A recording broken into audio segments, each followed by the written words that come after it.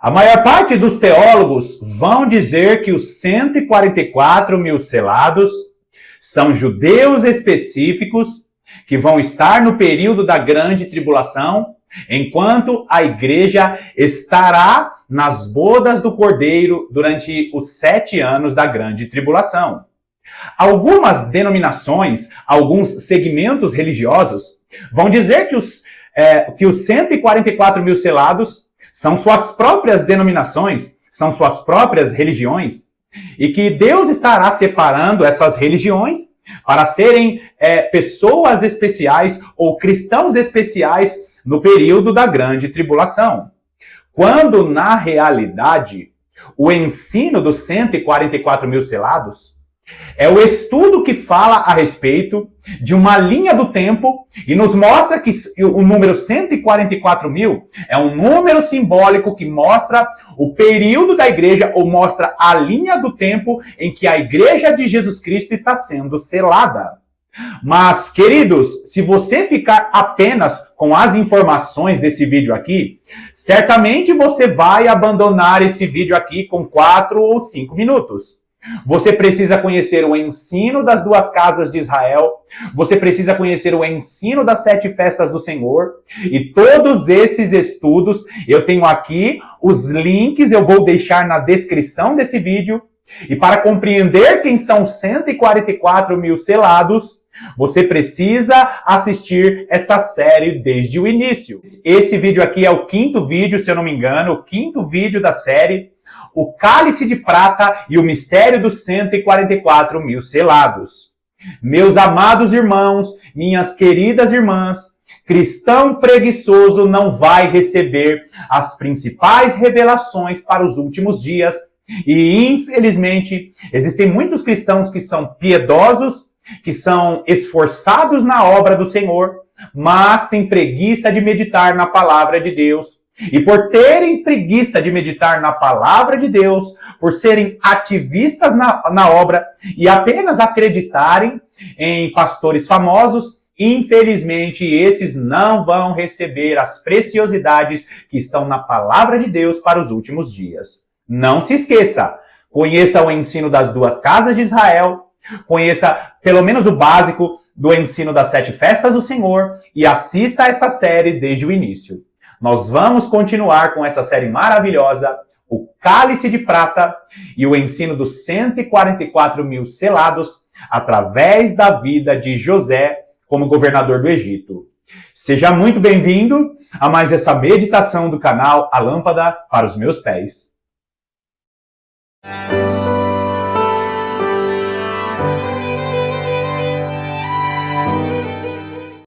Como eu falei em vídeos anteriores, cálice na palavra de Deus significa uma figura de linguagem a respeito de situações que pessoas podem viver. Cálice na palavra de Deus aponta para a participação de uma pessoa ou de um povo a respeito de experiências que elas podem passar. Nós vamos ver o nosso Senhor e Salvador Jesus Cristo falando a respeito do cálice, a experiência que ele passaria. Chega em um determinado momento que ele fala com seus discípulos: será que vocês podem beber do cálice que eu vou beber? E de fato, Jesus acaba dizendo que eles beberiam daquele cálice, e os discípulos de Jesus Cristo ao longo de suas vidas acabam bebendo desse cálice, acabam passando por experiências. Nós vamos ver no livro de Apocalipse o cálice da ira de Deus, que são situações, são experiências que essa terra vai passar justamente por causa da ira de Deus. Ou seja, cálice na palavra de Deus é uma figura de linguagem que aponta para a participação de uma pessoa ou de um povo a respeito do que Deus está fazendo aqui nessa terra. Pensando bem nisso, nós vemos que o símbolo do cálice de prata é um símbolo importantíssimo na história de José, porque o cálice de prata, ou o copo de prata, é aquilo que conecta o encontro de José com seu irmão mais novo, Benjamim. E se você estiver acompanhando essa série de mensagens em sua ordem, na sequência, você vai notar que esse copo ou esse cálice de prata é justamente o cálice de prata que vai promover o encontro de José com Benjamim no final dos tempos. Para recapitular, eu preciso que você entenda que o objetivo dessa série é te mostrar através da vida de José como governador do Egito e o encontro dele ou o reencontro dele com os seus irmãos é justamente a figura que nos mostra o que vai acontecer no final dos tempos. Quando você olha para José já como governador do Egito, José ele é uma espécie de remidor de toda a terra. Por isso que José, ele tem semelhanças com Jesus Cristo, e no primeiro vídeo dessa série eu mostrei isso para você. José como figura de Jesus Cristo, nós vamos encontrar Judá, o filho de Jacó, ele é uma espécie de judeu que faz a mediação entre Jesus e entre Benjamim. Benjamim, por sua vez, nessa história, representa o judeu remanescente que vai receber Jesus Cristo como Senhor e Salvador. Se você não assistiu os vídeos, se você não assistiu a série desde o início, eu sugiro, assista. Porque a história de José e o reencontro dele com seus irmãos é importantíssimo para que entendamos o mistério dos 144 mil selados. Então, José representa o remidor, Jesus Cristo. Judá representa judeus que são convertidos, que vão fazer essa mediação para que os judeus remanescentes recebam Jesus Cristo no final.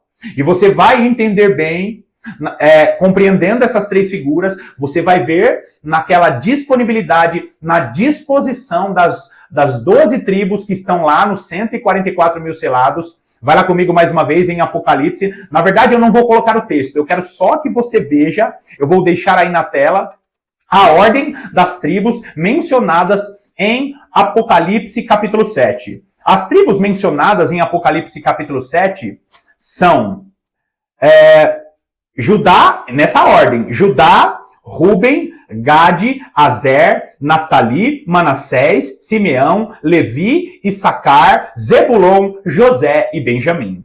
E queridos, mais uma vez, eu vou dizer isso. Você entender o ensino das duas casas de Israel é fundamental para compreender quem são os 144 mil selados.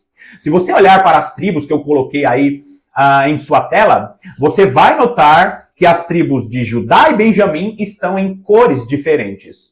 Você vai notar também que eu dei um destaque para a tribo de José, porque essas tribos representam situações no final dos tempos. Judá, ele representa os judeus que recebem Jesus Cristo como Senhor e Salvador. É por isso que a igreja primitiva começa com os judeus. E entendendo o ensino das duas casas de Israel, você sabe muito bem quem é Judá. Quem representa Judá no Antigo Testamento? Judá e Efraim, ou Judá e Israel, são as duas casas de Israel do Antigo Testamento, e dessas duas casas de Israel sairia as duas testemunhas, como está dito no ensino das duas casas de Israel. As duas testemunhas do Senhor são judeus e gentios que descendem das duas casas de Israel do Antigo Testamento. Eu não vou explicar aqui mais uma vez o ensino das duas casas de Israel. É por isso que essas 12 tribos mencionadas, elas estão em uma ordem proposital pelo nosso Senhor. João, o apóstolo João, ao escrever o livro de Apocalipse, foi inspirado pelo Espírito Santo a organizar as tribos em uma ordem proposital para que os servos do Senhor, que conhecessem o ensino das duas casas de Israel, soubessem que os 144 mil selados são a igreja de Jesus Cristo ao longo da história e principalmente nos últimos dias. Essas tribos nessa ordem estão nos mostrando uma linha do tempo. Quer ver? Olha só. Primeiro está Judá. Por quê? Porque a igreja começou com os judeus. Judá, que representa uma das duas testemunhas de Apocalipse, capítulo 11, a igreja de Jesus Cristo começa com judeus. E aí quando você olha para as outras tribos, a partir de Ruben, você vai ver que é mencionada as tribos até chegar em José.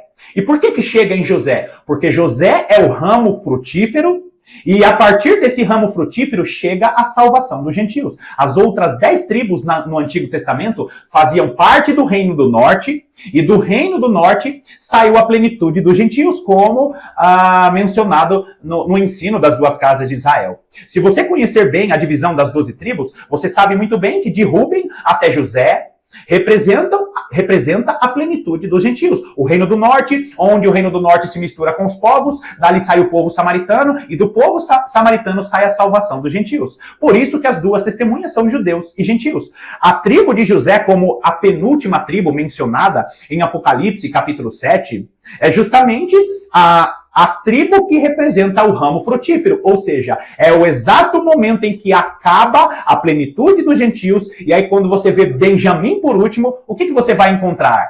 O Benjamim representa os remanescentes judeus que vão receber Jesus Cristo como Senhor e Salvador depois do último e grande derramar do Espírito do Senhor.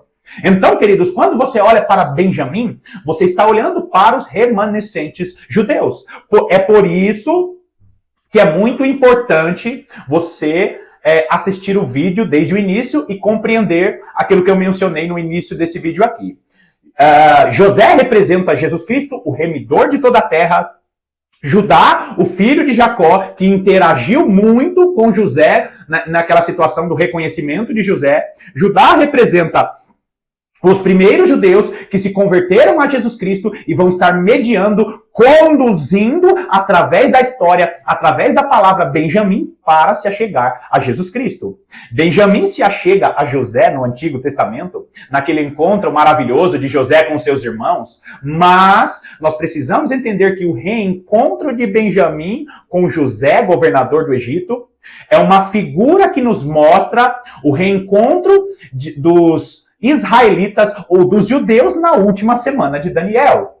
Queridos, o último e grande sinal antes da volta de Jesus é justamente a conversão de muitos judeus. Quando acontecer a plenitude dos gentios, aliás, quando se encerrar a plenitude dos gentios, começa o período da grande tribulação. E quando começar o período da grande tribulação, se inicia a plenitude dos judeus, como mencionado em Romanos capítulo 10 e Romanos capítulo 11. Você não vai ver o apóstolo Paulo em Romanos capítulo 10 e capítulo 11 usando as palavras duas testemunhas. Você não vai ver ele dizendo... Ele usando as palavras a respeito do final dos tempos, mas em Romanos capítulo 10 e Romanos capítulo 11, o apóstolo Paulo, ele disserta, ele nos mostra, ele nos ensina ali, brigando pela salvação dos gentios de igual maneira, dizendo que Deus cegou o entendimento dos judeus para que entrasse a plenitude dos gentios, mas Romanos capítulo 10 vai dizer que chegará o tempo da plenitude dos judeus. É por isso que é importantíssimo entender esse ensino, compreender esse ensino, porque Deus está falando com a igreja. O último e grande sinal, fora as catástrofes, fora todos aqueles sinais no céu, aqui na terra, o último e grande sinal antes da volta de Jesus é a conversão de muitos judeus, que é justamente Benjamim pegando em suas mãos o cálice de prata. O que é o cálice de prata? É o cálice da redenção.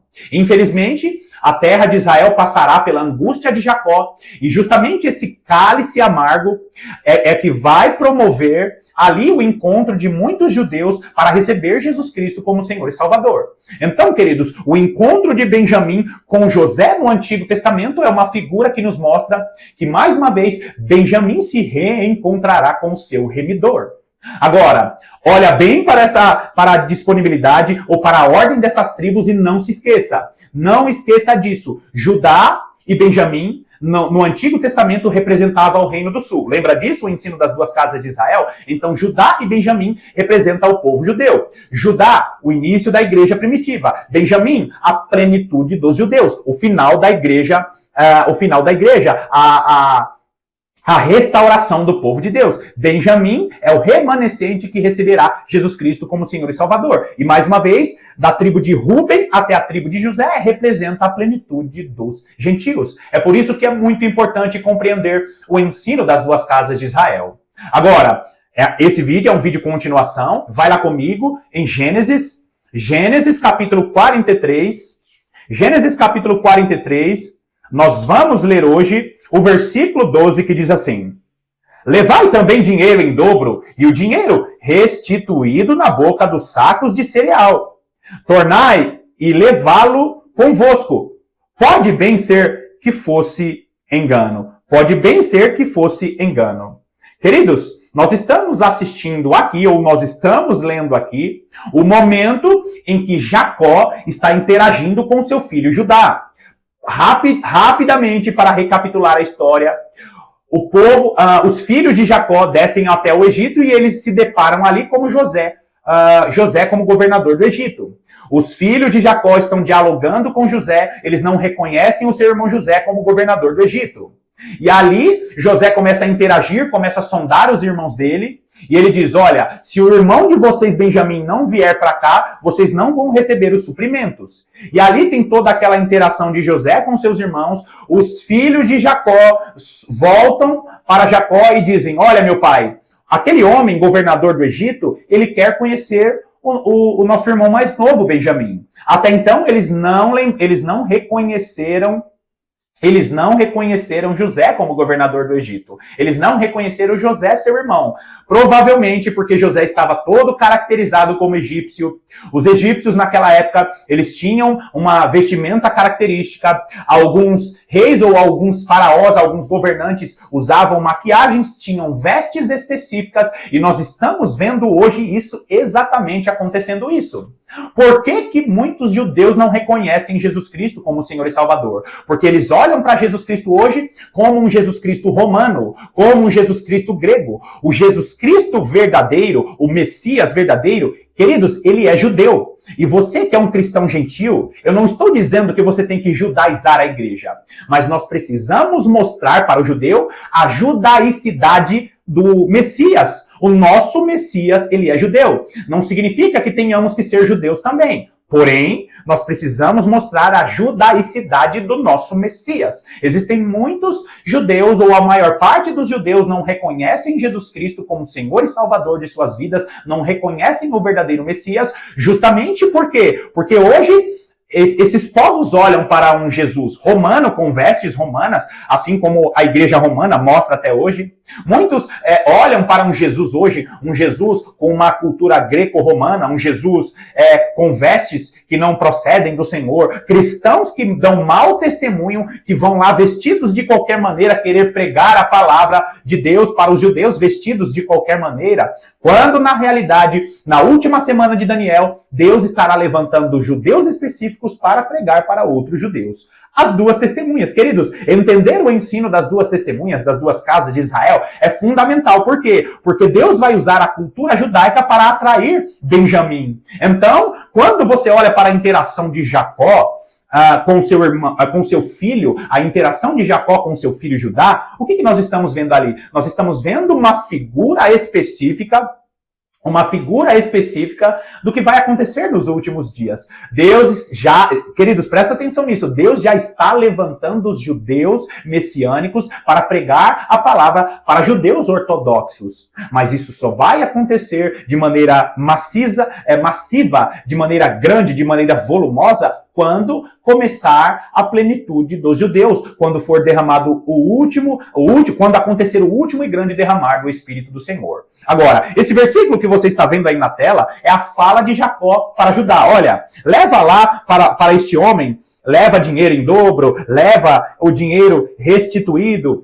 Jacó, queridos, ele começa a pegar frutos da terra e dar para os filhos, para que os filhos levem esses recursos para José como governador do Egito. Como eu falei, eles não sabiam que era José, que era o filho de Jacó. Porém, Jacó ele tem uma ideia de honrar o governante do Egito para que o governante cedesse ali o alimento para eles. E é muito interessante porque essa é uma figura, porque no final dos tempos, muitos judeus vão querer usar a sua tecnologia, vão querer usar os seus recursos pessoais para tentar alcançar o favor de Deus. Queridos, os verdadeiros servos do Senhor que vão receber Jesus Cristo, os verdadeiros judeus que vão receber Jesus Cristo, eles não vão receber Jesus Cristo por causa da prosperidade da terra de Israel, por causa da prosperidade da bênção de Abraão que está sobre a vida deles. Eles não vão conseguir enxergar o Messias através de seus recursos financeiros, através da prosperidade da terra. E é justamente isso que acontece aqui. Jacó começa a ficar preocupado porque ele estaria enviando agora com seus filhos Benjamim junto, e ele diz: olha, disponibiliza aqui os alimentos da terra para que encontremos favor diante desse homem e ele nos dê ali o alimento necessário para a nossa família. O Israel que vai se converter, os judeus que vão se converter nos últimos dias, não vão conseguir usar os seus próprios recursos para receber o favor de Deus. Agora, olha o versículo 13. Levai também vosso irmão, levantai-vos e voltai àquele homem. Queridos, é lindo isso, você conseguir perceber nessa interação. Por quê? Porque Jacó, presta atenção nisso, José representa Jesus Cristo como o remidor de toda a terra. E Jacó, nesse caso específico aqui, Jacó representa Deus Pai. E por que eu estou mencionando isso? Porque aqui você está vendo a interação, a fala de Jacó para Judá. Olha, meu filho Judá, tudo bem, pode levar Benjamim, levai também vosso irmão. Jacó autoriza Judá a levar o irmão para se encontrar com José. Parafraseando com essa figura que Deus nos deu através dessa história, é como se Deus Pai abrisse o entendimento dos judeus, abrisse o entendimento de Benjamim para se encontrar com o seu remidor, que é o Messias, Jesus Cristo. Quando Judá intermedia essa situação, o que está acontecendo aqui? Precisa acontecer a autorização de Deus para que os judeus, simbolizados por Benjamim, reconheçam Jesus Cristo como Senhor e Salvador. É por isso que precisa acontecer a plenitude dos judeus. Queridos, os judeus só não recebem Jesus Cristo como Senhor e Salvador hoje, ou poucos judeus recebem, porque Deus não autorizou ainda. Os olhos deles foram cegados. Eles foram, em parte, eles foram parcialmente, foram tapados as visões deles, né? O texto vai dizer que os olhos deles foram escurecidos para que eles não reconhecessem o Messias, para que a salvação chegasse até os gentios. Então, chegará o tempo em que Deus estará autorizando, através da plenitude dos judeus, para que esses mesmos judeus reconheçam Jesus Cristo como Senhor e Salvador de suas vidas. Se Deus não iniciar a plenitude dos judeus, não vai acontecer o aparecimento do remanescente Benjamim. É por isso que a tribo de Benjamim representa os últimos judeus, os últimos selados que reconhecerão Jesus Cristo como Senhor e Salvador de suas vidas. A autorização para que Benjamim vá até José, assim como os remanescentes judeus receberão Cristo na grande tribulação. Olha que figura maravilhosa, queridos. José representa Jesus Cristo como o remidor de toda a terra. Jacó representa Deus Pai, e Jacó estará autorizando Judá, os judeus que já estão convertidos, a conduzirem Benjamim, porque Deus estará levantando muitos judeus messiânicos para pregar a palavra para os judeus remanescentes na última semana de Daniel, no período da grande tribulação. Queridos, os 144 mil selados são judeus que vão estar participando da plenitude dos judeus, porque na grande tribulação as duas testemunhas, judeus e gentios, são aqueles que estarão pregando a palavra e estarão despertando a igreja, estarão despertando gentios e judeus que estão dormindo. É justamente a parábola das virgens, que foi a última série que nós meditamos. Meus amados irmãos, nós vamos finalizar aqui este vídeo. E mais uma vez eu quero te agradecer pela sua companhia. E você que não conhece ainda o meu perfil no Instagram, o perfil A Lâmpada para os Meus Pés. E se realmente você quer meditar mais, continuar as nossas meditações com um contato direto, vai lá, me adiciona lá, me segue lá. Eu vou deixar aqui escrito o perfil no Instagram A Lâmpada para os Meus Pés. É um perfil que eu só coloco as coisas a respeito do reino de Deus, alguns trabalhos que eu faço e algumas meditações da palavra e até mesmo algumas igrejas que eu visito.